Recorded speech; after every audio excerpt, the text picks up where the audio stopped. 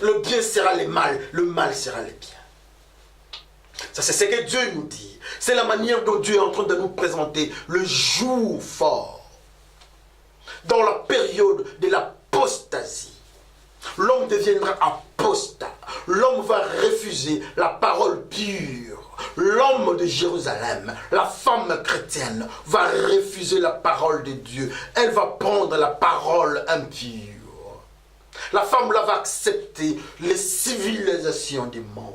La femme va accepter, toutes ces femmes-là, les 7 femmes mystérieuses vont accepter, elles ont accepté la nourriture du monde, les civilisations du monde, les tribus du monde. Mais pour ce qui est de Dieu, ces femmes-là disent, non, oh frères et sœurs, quel malheur dans notre manière de vivre. Où est-ce que nous sommes en train de partir? Dieu nous présente sa parole, qui est notre Seigneur Jésus-Christ.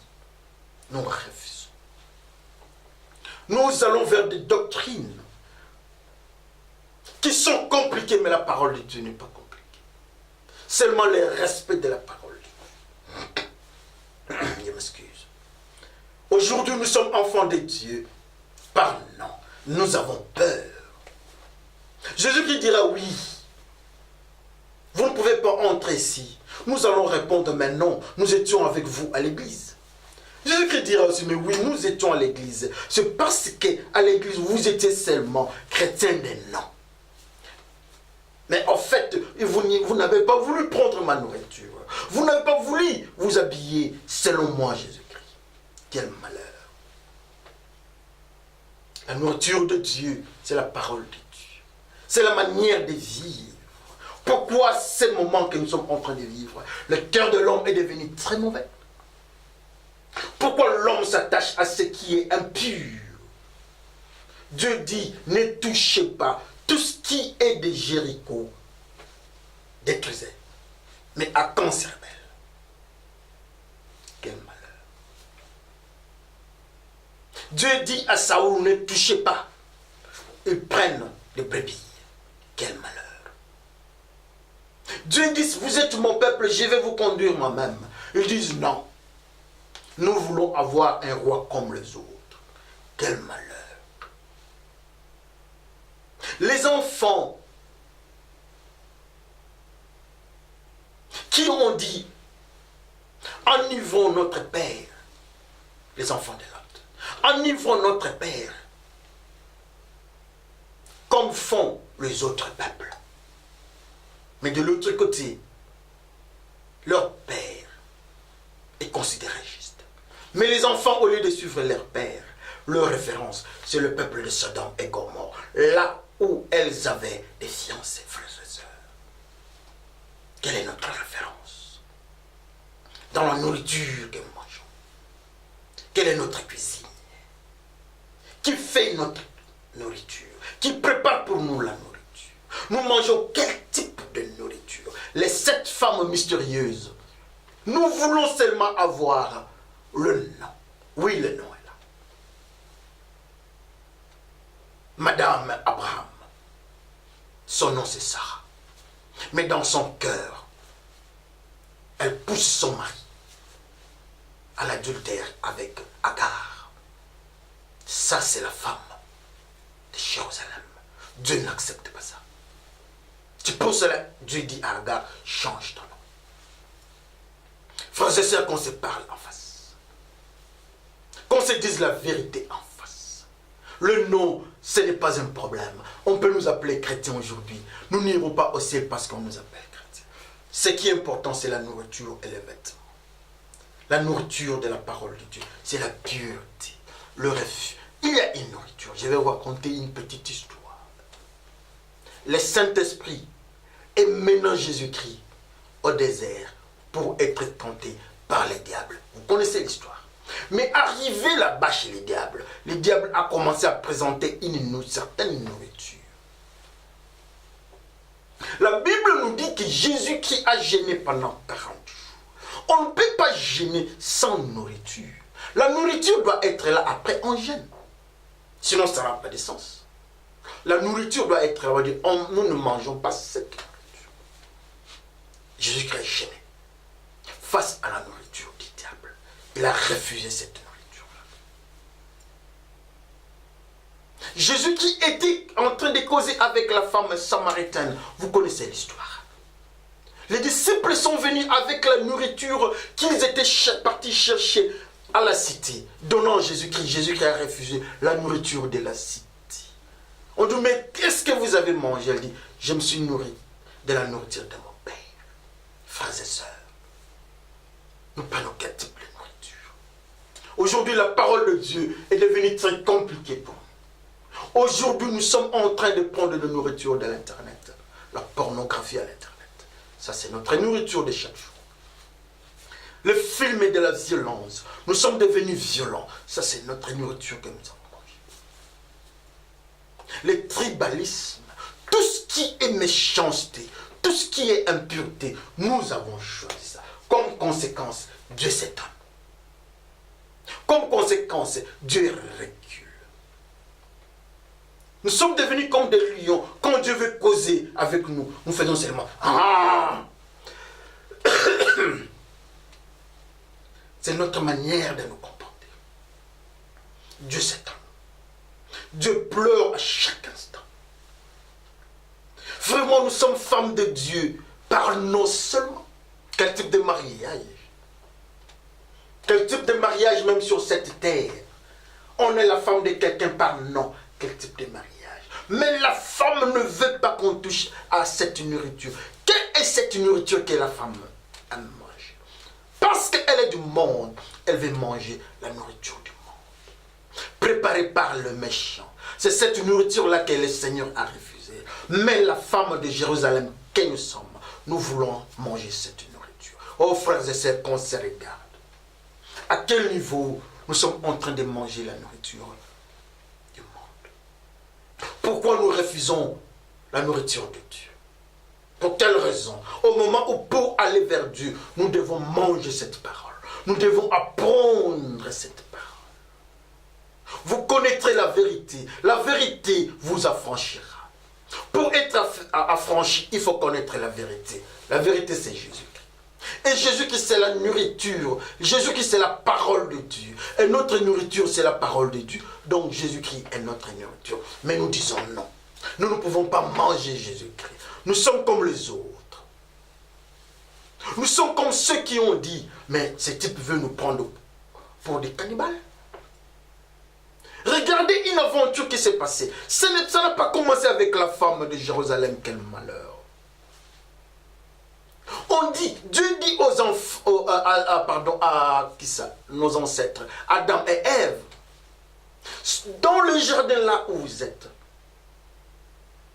il y a l'arbre de la connaissance du bien et du mal. Ne les touchez pas. Mais allez toucher. Il y a quelque part, toujours là dans les jardins, au milieu là-bas, il y a un arbre qui donne le fruit de vie. Allez manger ça. Vous êtes autorisés à manger ça. Le fruit de vie. La vie, c'est Jésus-Christ. Ou encore le fruit de Jésus-Christ. Allez manger Jésus-Christ. Adam et Ève ont refusé ça.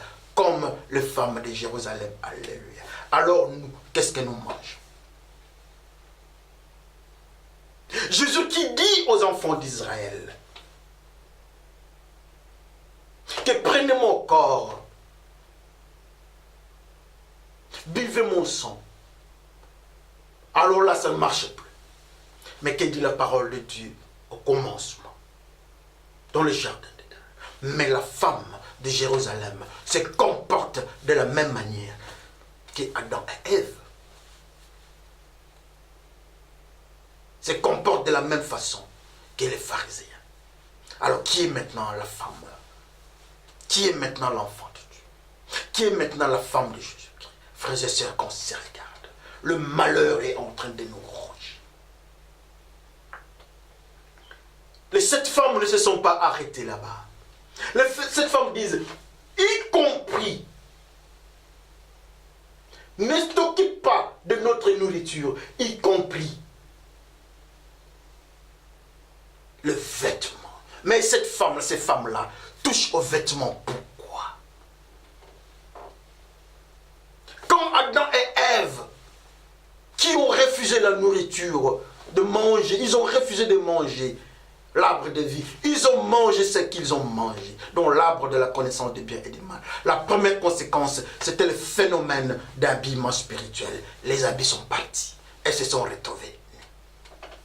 Ils se sont retrouvés nous, pardon. Mais ces femmes, les 7 femmes disent aussi, nous ne pouvons pas prendre des habits. Qu'est-ce qu'est l'habillement spirituel? C'est la gloire de Dieu. C'est le phénomène qui vient quand nous sommes purs.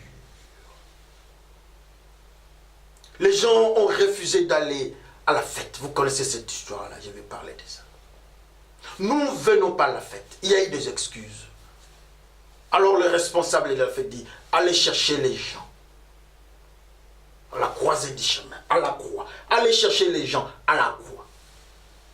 Les gens sont venus dans la salle. Mais quand lui-même, le maître de la fête est venu, il a trouvé une personne qui n'avait pas des habits dignes de la fête. On dit, mais comment est-ce que tu es entré ici avec ces habits? On l'a mis dehors, les habits.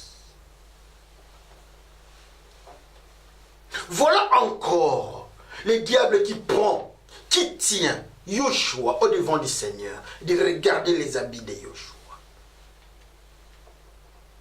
Regardez, le diable a commencé à parler. Les habits de Yoshua sont sales.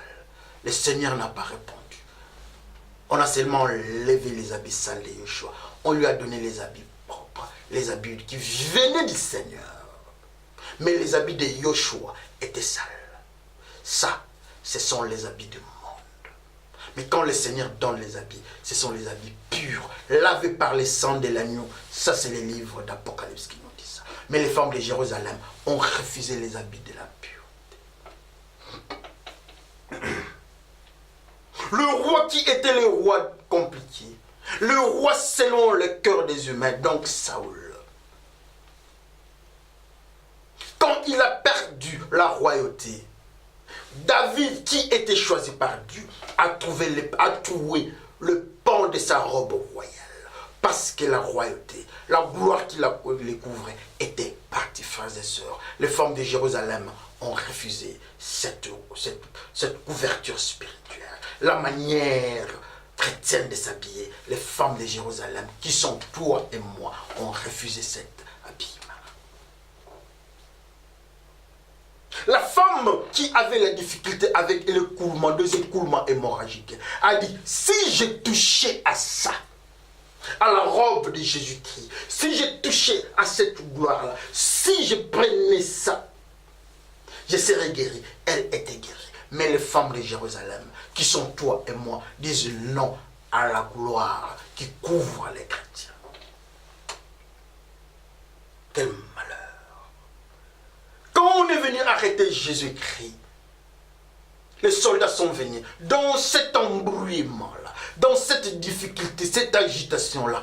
Un des disciples, la Bible nous dit, voulait fuir, ils ont pris sa robe. Il est battu. Quand il était avec Jésus-Christ, il avait la robe. Il était couvert de la gloire de Dieu.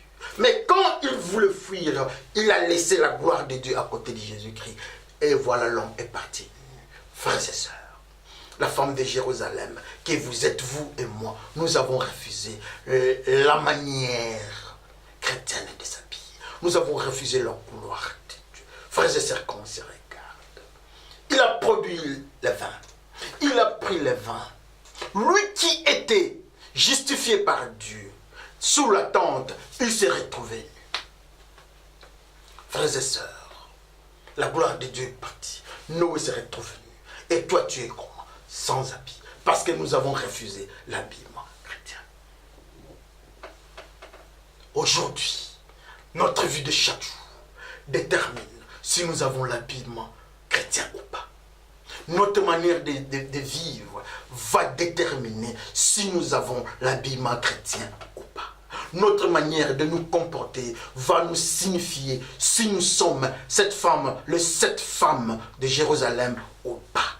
Seigneur, le Seigneur est toujours là en train de nous voir, en train de constater notre manière de vivre. La société que nous sommes en train de vivre, là où nous sommes en train de vivre, ils savent si nous avons la robe ou bien nous sommes dans les mystères de 7 femmes de Jérusalem. Le Seigneur est là entre de nous. Mais la grâce est là. La grâce est encore là. Nous qui sommes enfants de Dieu, la grâce est encore là. Les noms ne suffisent pas. La nourriture, les vêtements que nous avons refusés, la grâce est encore là. Le Seigneur est en train de venir. Il vient avec sa parole pour que nous puissions manger. Mangez cette parole. La parole que vous allez lire vous affranchira. Cette parole-là, on présente. Le rouleau de la parole est au devant de nous. Aujourd'hui, le Saint-Esprit vient avec ces rouleaux-là. Il veut nous parler de la part du Seigneur. Il veut nous enseigner la parole de Dieu. Il veut nous dire à quel niveau Dieu nous aime. Le Saint-Esprit est là. La nourriture que les 7 femmes de Jérusalem ont refusée. Le Seigneur est en train de nous présenter. Il y a une table. Il y a une table préparée pour nous. La parole de Dieu est là. Quand nous allons prendre cette nourriture, automatiquement il y aura une robe. La robe qu'on avait donnée à Yeshua. Il y a encore une robe pour toi et pour. La robe est encore là. Il y a une robe. Elles ont refusé les 7 femmes. Mais toi, il y a une robe pour toi. La robe lavée par le sang de l'agneau nous attend. Frères et sœurs, qu'on se regarde. Les enfants, il y a une église dont le responsable s'est tapé à la poitrine. Mais Dieu dit, c'est dans le livre d'Apocalypse, qui sont pauvres et nus, comme les femmes là. Parce que les femmes ont refusé l'habillement. C'est qu'elles sont nues aussi. Elles sont comme la femme de l'Uri Létite, que le roi du monde regarde. Quand on est nu sans habillement de Dieu, le roi du monde vient et nous sommes angoissés comme la femme de l'Uri Létite. Pardon, de Uri Létite. Qu'on se regarde. Qu'on se regarde à quel niveau nous avons manqué des habits. Qu'on se regarde, nous disons que nous sommes des enfants de Dieu. Nous seulement parlons. Mais la grâce est là. Le Seigneur est venu auprès de nous avec elle le nom et la nourriture et les vêtements. Le vêtement lavé par le sang de l'agneau. Nos robes sont lavées par le sang de l'agneau. La parole, c'est la parole de vie qui donne vie. Et le nom, c'est le nom qu'on appelle chrétien, la femme du Christ. Que le Seigneur vous bénisse. Prions le Seigneur. Dieu de gloire, Dieu de bonheur, Dieu d'autorité. Nous glorifions ton nom parce que tu nous as aimés. Seigneur, nous sommes effectivement chrétiens ou Madame Christ, pardon. Pardonne-nous, Seigneur, dans ces comportements-là. Maintenant, nous acceptons de prendre cette nourriture qui est la parole de Dieu, qui va nous rendre purs, qui va nous purifier. Et nous acceptons aussi à porter la robe qui est lavée par le sang de l'agneau. Selon que la parole qui est écrite dans le livre des révélations nous signifie. Nous venons auprès de toi. Oui, tu as donné une robe. Tu as donné une robe à Yeshua. Il y a aussi une robe pour nous. Nous élevons ton nom, Saint-Esprit, dans ce que tu as fait. Par le nom de Jésus-Christ, Père, nous te glorifions. Et nous disons tous Amen. Que le Seigneur vous bénisse tous. Amen.